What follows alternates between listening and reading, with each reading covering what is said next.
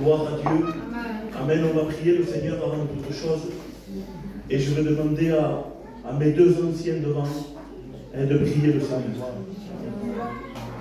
Seigneur de grâce et d'amour et de paix, encore ce soir ta parole va être annoncée, que les cœurs soient brisés, que les chaînes soient cassées, que les liens soient défaits et que la gloire de Dieu soit manifestée puissamment au plus profond des cœurs dans le nom de Jésus-Christ. Tu bénis Manu, Seigneur notre Dieu.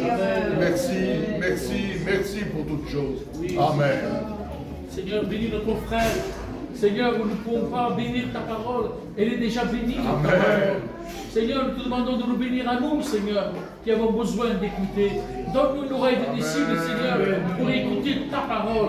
Et touche les cœurs ce soir, Seigneur, de ceux qui vont être à l'écoute et qu'ils ne soient pas distraits, Seigneur, ni passifs, mais qu'ils soient saisis en écoutant la parole de Dieu au nom de Jésus. Amen. Amen. Gloire à Dieu. Amen.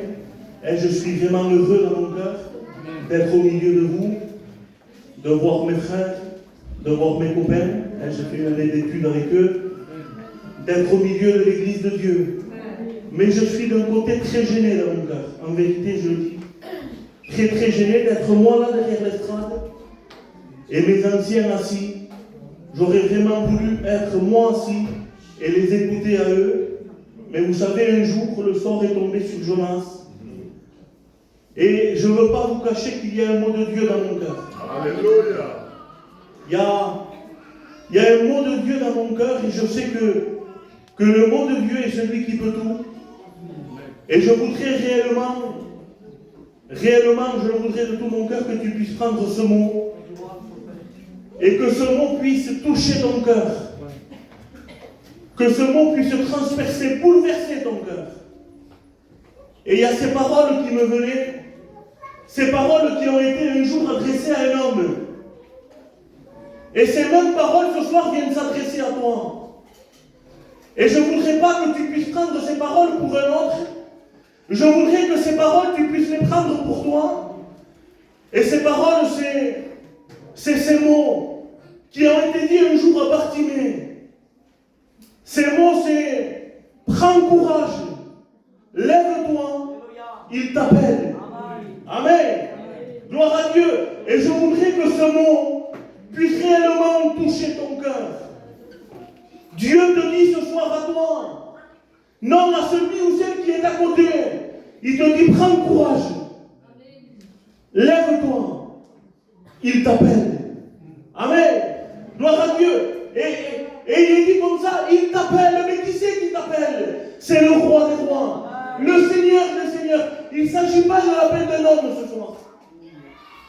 Il s'agit de l'appel de Dieu. Amen. Et l'appel de Dieu, l'appel au salut, c'est un appel en général. Ça veut dire que le salut de Dieu ne fait pas d'exception. L'homme, lui, il juge. Mais Dieu ne juge pas. La Bible dit que Dieu a envoyé son Fils dans le monde, non pour qu'il juge le monde, mais pour que le monde soit sauvé par lui. Amen. Alors, ce soir, que tu sois gitan ou pas, que tu sois gentil ou méchant, que tu sois riche ou pauvre, ou que tu sois le pire de l'être, tu as le droit au salut. Amen. Gloire à Dieu, vous savez pourquoi? Parce que Dieu, dans son amour, et Dieu, dans sa grâce, a donné ce qu'il avait le plus cher pour qu'on puisse se sauver. Donc, je voudrais te dire à toi ce soir, à toi qui es là et qui peut-être te dit, pour moi, il n'y a pas grand-chose à faire. Je voudrais te dire que tu te trompes. Que Dieu ce soir t'attend avec les bras tendus. Dieu est là ce soir et il veut te tendre la main. Amen. Gloire à Dieu. Et ce merveilleux verset qui dit comme ça, prends courage, lève-toi, il t'appelle. Il va venir s'adresser à certaines personnes. Il ne va pas s'adresser à n'importe qui. Parce que regardez, on dit, prends courage à quelqu'un qui est découragé. Et on dit, lève-toi à quelqu'un qui est assis dans le péché. Donc ce merveilleux verset qui est découragé. Et à toi qui vis et qui est assis dans le péché. Les frères, je comprends à un certain moment l'attitude de Jésus quand il va rentrer dans le temple. Il y a un verset qui dit comme ça, dans le livre de Jérémie au chapitre 17 et verset 1, il est dit comme ça, le péché de Judas est écrit avec un burin de fer, avec une pointe de diamant, et il est gravé sur la table de leur cœur. Donc ça me donne à comprendre pourquoi l'attitude de Jésus, quand il rentre dans le temple, la Bible dit que la première chose que Jésus va faire, il va renverser les tables des changeurs d'argent. Pourquoi? Parce que les tables représentent le péché. Les tables représentent la drogue, l'alcool, le vol, la débauche, tout ce qui va contre la parole de Dieu. Et la première chose que Jésus va faire, il va renverser les tables. Et je voudrais te dire à toi ce soir que Jésus veut renverser les tables de ton cœur. Il veut renverser tout ce qui n'est pas la gloire de Dieu dans ta maison et dans ton foyer. Jésus est prêt ce soir à tout bouleverser. Amen. Et à un certain moment, Jésus va aller plus loin. La Bible dit qu'il va renverser les sièges. Il va renverser les sièges des vendeurs de pigeons. Alors pourquoi les sièges? Et il y a un verset dans la parole de Dieu qui dit comme ça, que le peuple, Abraham, la Bible dit, que le peuple est assis dans le péché.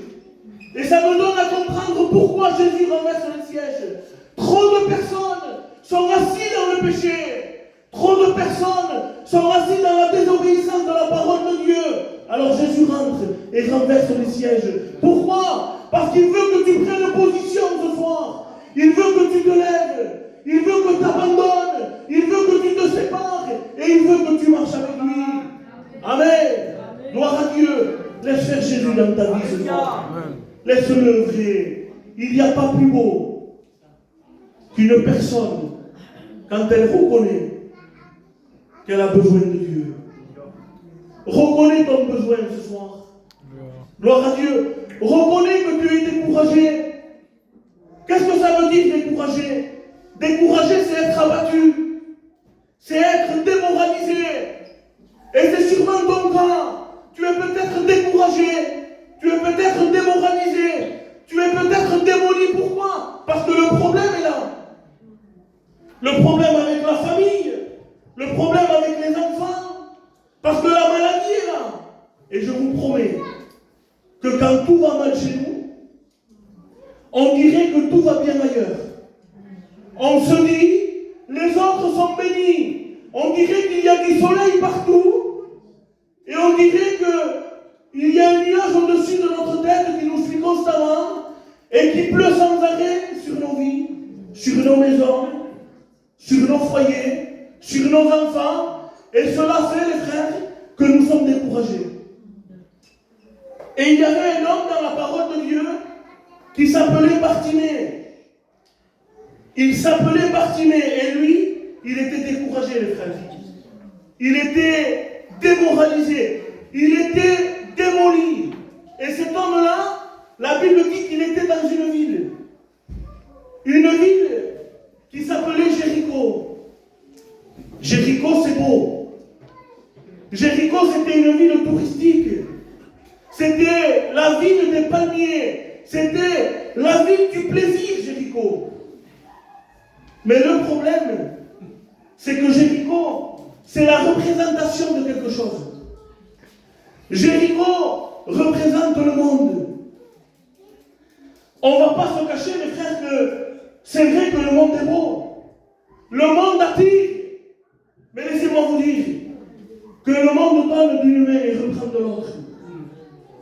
Le monde brille, mais en réalité, c'est une catastrophe. Et il y a un homme qui disait ça un jour, et j'ai beaucoup aimé cet exemple, et je vous la donne ce soir. Un homme disait, le monde, c'est comme un chewing-gum. On le prend, et les premières secondes, les premières minutes, il y a beaucoup de goût. On se régale.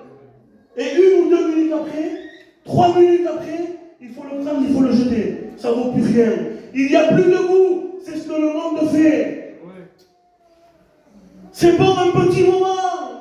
Le monde va donner un petit peu de joie. Mais quand on rentre chez nous le soir, on rentre dans la réalité de nos problèmes. On rentre dans la réalité de nos angoisses. On rentre dans la réalité de nos peurs. Je voudrais vous dire que le monde ne peut rien t'apporter. Et je voudrais réellement te le dire de tout mon cœur. Le monde jamais t'apportera quelque chose. Là, il y avait Bartimée, les frères. Il était là, et la Bible dit, écoutez bien, la Bible dit qu'il était au bord du chemin, lui. C'est marqué comme ça. Il était au bord du chemin.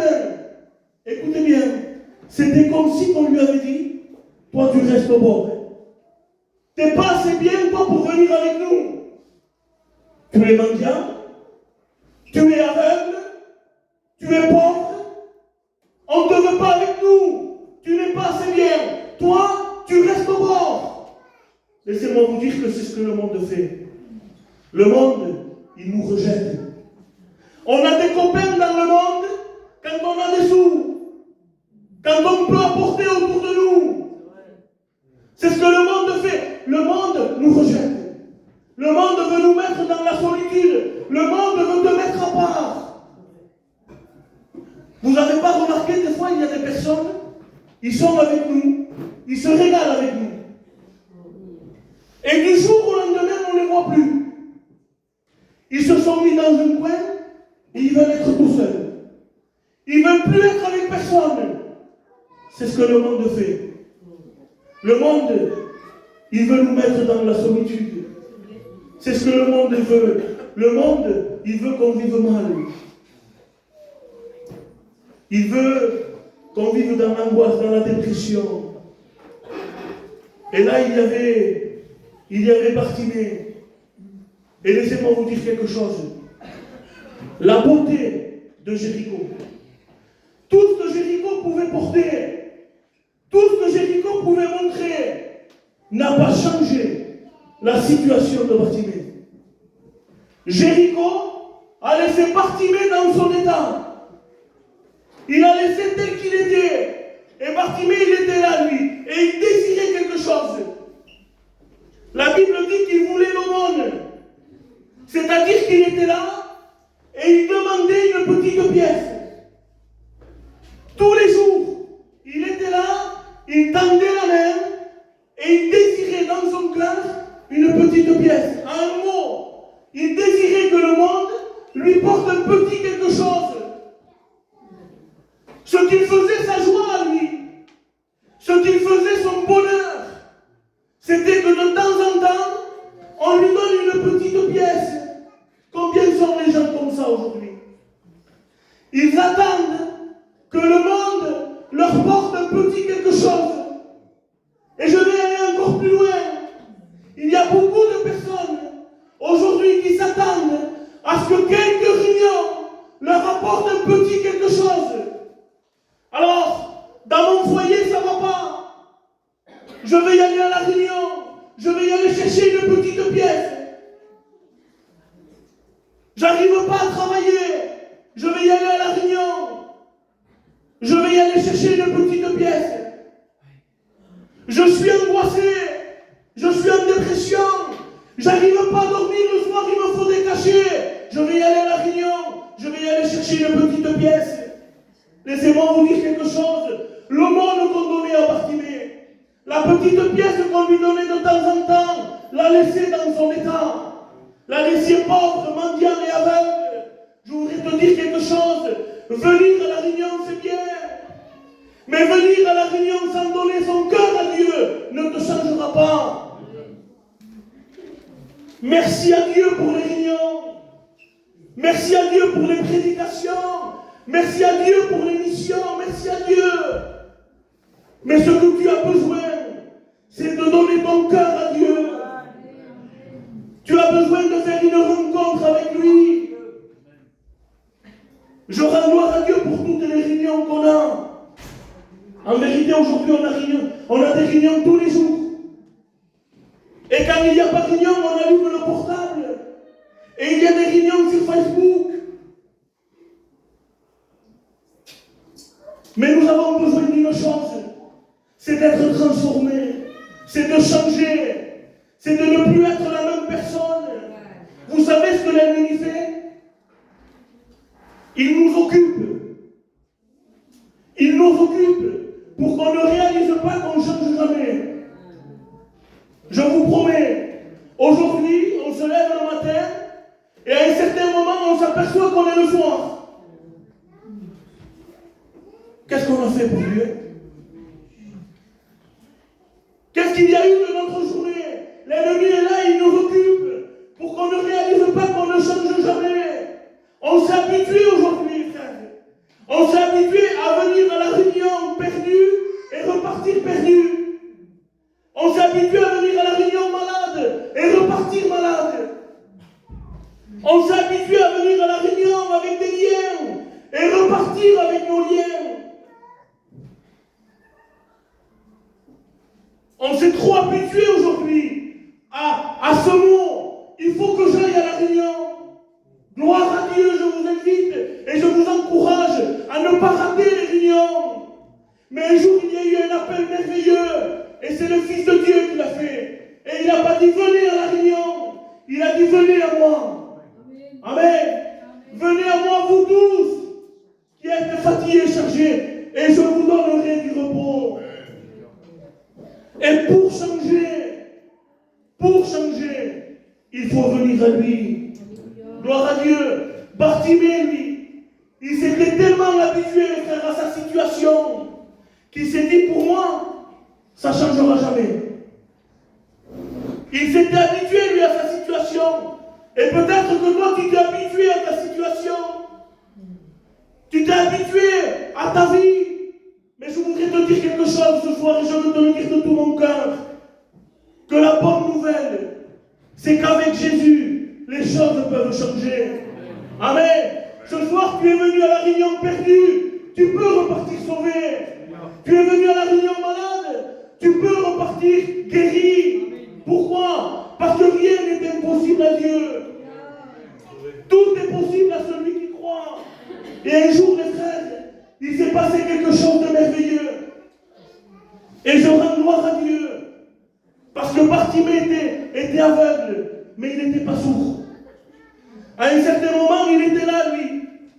Et je me le vois, moi, toujours avec sa main tendue. Et il s'attendait à recevoir une pièce. Mais là, il va se passer quelque chose de spécial. La Bible dit qu'il va y avoir un tumulte différent. Laissez-moi vous dire quelque chose.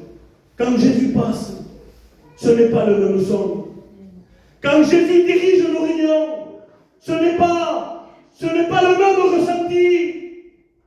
Là, la Bible dit qu'il va y avoir un tumulte différent. Et là, Bartimée va être curieux et il va poser une question. Et il va dire comme ça, mais qui c'est? Il va chercher à savoir. Il va dire, qui c'est? Et là, il y a une réponse qui va lui être adressée. Il y a un grand message qui va lui être annoncé. Et là, il va lui répondre, c'est Jésus. Amen. Écoutez bien, il n'y a pas eu besoin d'un grand prédicateur. Il n'y a pas eu besoin de piano. Il n'y a pas eu besoin d'imposition des mains. Il n'y a pas eu besoin d'un tas de choses comme beaucoup font aujourd'hui. Il y a eu un message là à ce moment qui a été annoncé. Ils lui ont dit comme ça, c'est Jésus. Laisse-moi te dire quelque chose.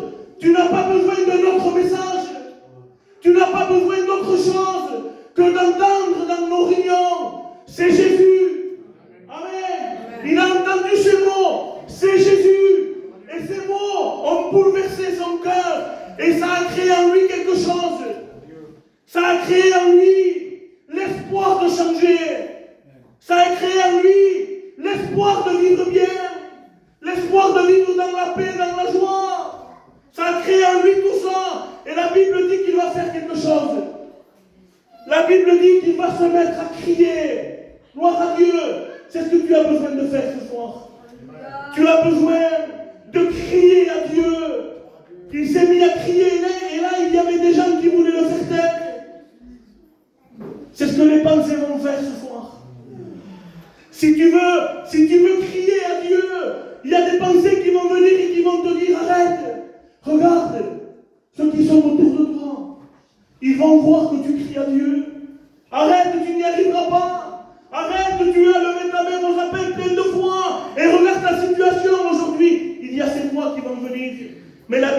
dit que quand ils ont essayé de le faire taire, il va crier encore plus fort, lui.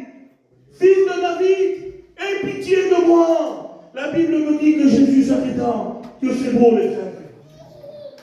Ton cri, je parle à toi ce soir. À toi qui crois qu'il n'est pas importante. Toi qui crois peut-être qu'il est mis de côté. Ton cri peut faire arrêter Jésus. La Bible dit que quand un malheureux crie, l'Éternel l'entend. Amen. Mais non seulement il entend, parce que moi en tant qu'homme, si on m'explique une situation, si on m'explique quelque chose, je vais l'entendre. Mais ma capacité ne va pas me permettre d'agir. Mais lui, non seulement il entend, mais la Bible dit un peu plus loin, il est délivre de toute leur détresse. Jésus est capable ce soir d'agir dans ta vie. Jésus est capable d'agir dans ton cœur. Mais tu as besoin ce soir. Tu as besoin de crier à lui. Tu as besoin de lui dire, Seigneur, je n'en peux plus de vivre comme je vis. Je n'en peux plus de vivre dans la peur. Je n'en peux plus de prendre des cachets le soir pour trouver un peu de sommeil. Je n'en peux plus. Il y a des personnes, ils sont obligés de dormir avec les lumières allumées. Ils ont l'impression de voir des ombres autour d'eux. Ils ont peur. Ils vivent avec la peur. Avec Jésus, les choses peuvent changer. Tu as besoin ce soir de t'abandonner à lui. Tu as besoin de lui dire, Seigneur, j'en ai marre de cette vie. Je veux réellement te donner mon cœur. Amen. On ferme nos yeux, on prie le Seigneur. Abraham, tu pries.